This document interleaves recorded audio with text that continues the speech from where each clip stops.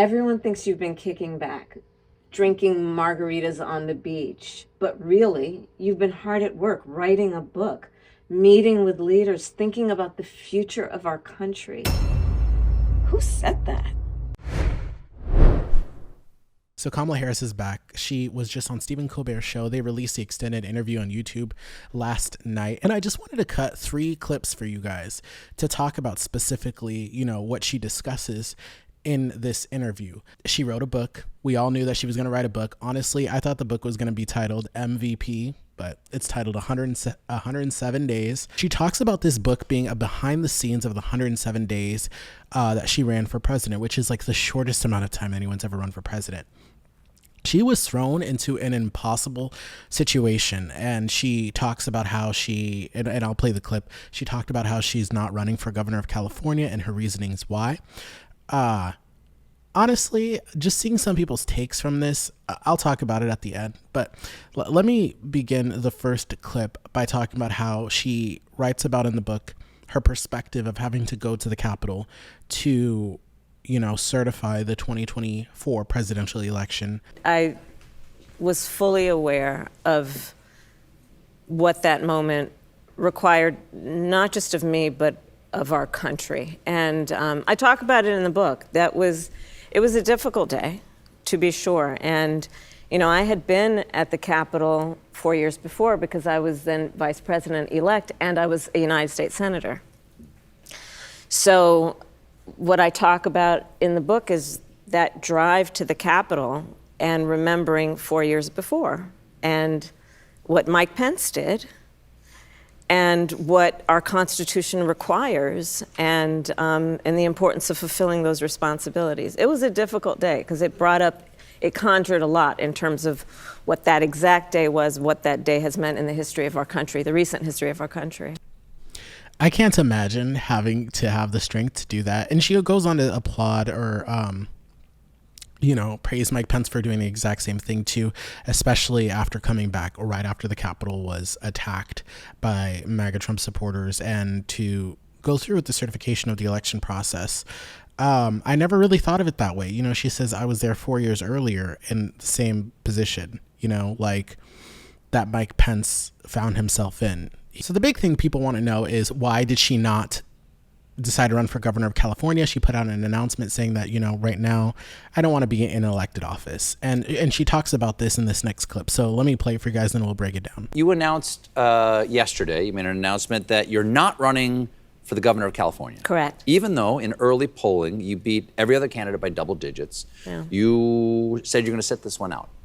Why are you sitting this out? Are you saving yourself for a different office that might be? No.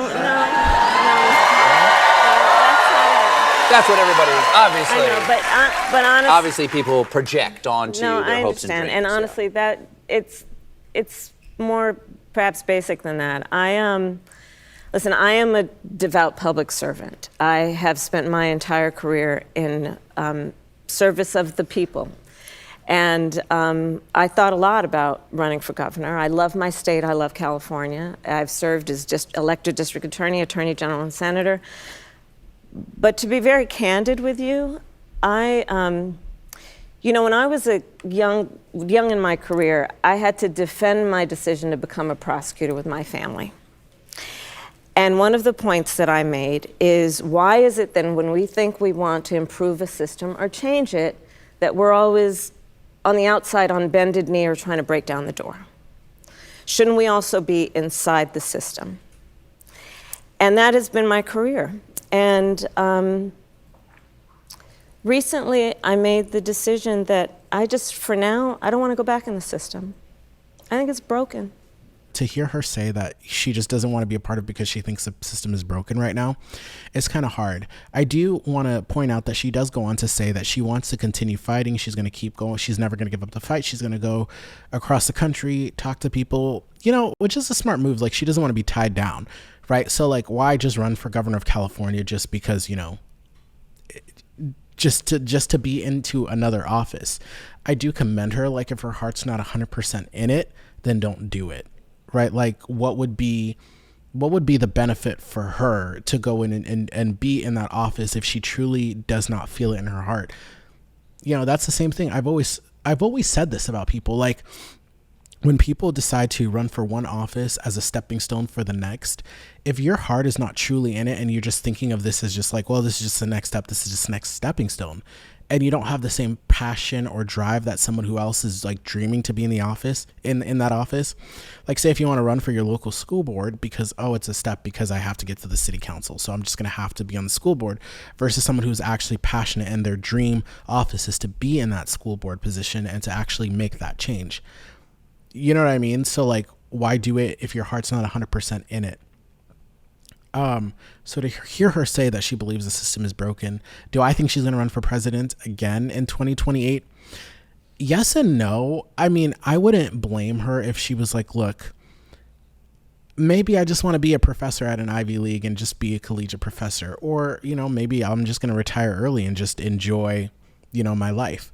So I think a lot of people do want her to run. I think she might try, but I can't say for certain because we are still way out. And this is the last clip that I want to play for you guys. He asks her, like, do you want to say I told you so? Because you predicted a lot of stuff that was going to happen and it happened fast, you know, but she explains one of the main things that she did not predict happening.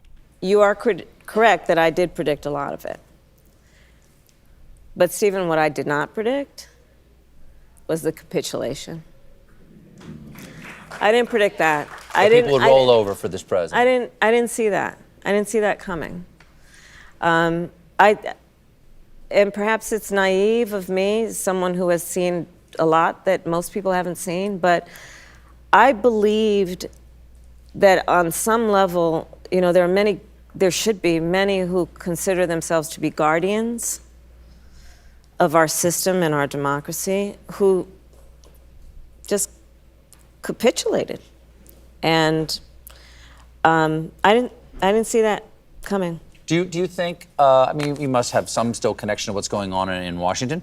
Do you think that these people think that they can just ride out the storm and everything will be fine on the other side? I think there are some who do. And I think that it is completely naive. I think there are a lot of people who think they're riding out the storm as an excuse to be feckless. Mm-hmm.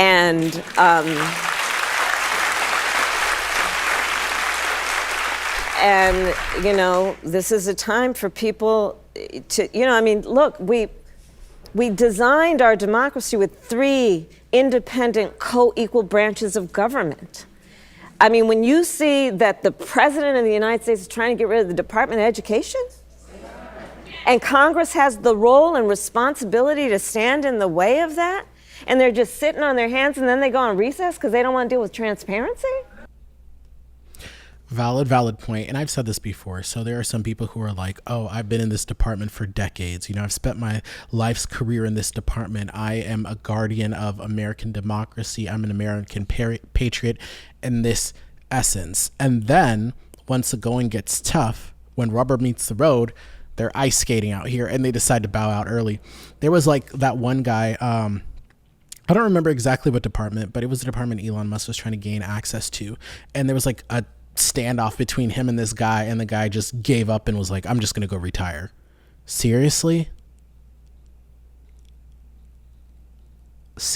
Like, honestly, where are the actual guardians who are actually going to stand up and not just capitulate and just roll over to anything that he wants? I just got a news alert. There's a board of governors on the, let me see.